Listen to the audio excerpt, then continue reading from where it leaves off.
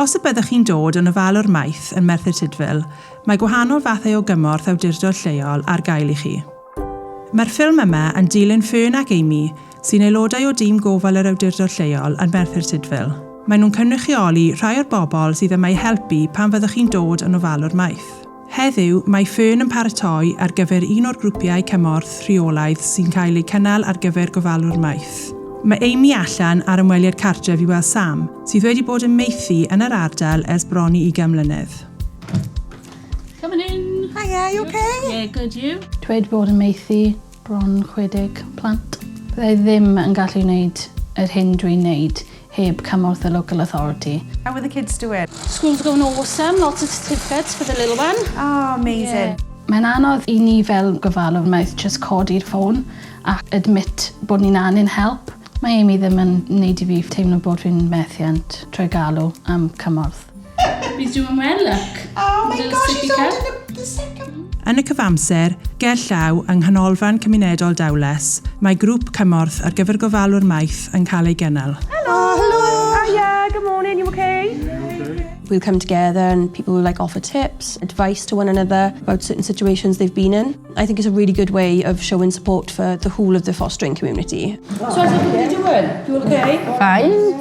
Un o fanteision grwpiau cymorth yw gallu gofalwyr Maethu rhannu profiadau ar hyn a ddysgwyd gan chyd-ofalwyr Maeth. Sometimes you do need someone that is in the same boat as you. They've maybe been through a situation that you've been through and their advice is really valuable. I've been doing this now 22 years and in support groups, that's where I get most of my tips. Gall gofalwyr Maeth hefyd cael cymorth gan weithwyr Therapiwtig sy'n rhan o'r tîm. Hello. Hi. How are you doing? You okay? I'm okay. So the therapeutic role is quite different to a social work role. What I do then is work with our children who may be presenting with emotional difficulties, with challenging behaviour. For foster carers as well, to kind of help develop their skills. Mae hyfforddiant, cefnogaeth a datblygiad ar gyfer gofalwyr Maeth yn medru digwydd wyneb yn wyneb yn y gymuned neu o adref. Mae cymorth y gofalwr yn bwysig iawn. Mae Amy yn helpu fi ar enghraifft efo'r book o'r training a dangos fi y path cywir i gwasanaethau sydd yna dwi'n gallu defnyddio. Just teach the children, nurture them. That's what the trainer's there for. Mae'n yma ar end y ffôn, mae'n dod allan os dwi eisiau cymorth, mae'n helpu fi mewn digwyddiadau sydd yn anodd i mi. Mae'n yma o hyd am unrhyw beth. A boet y cacen.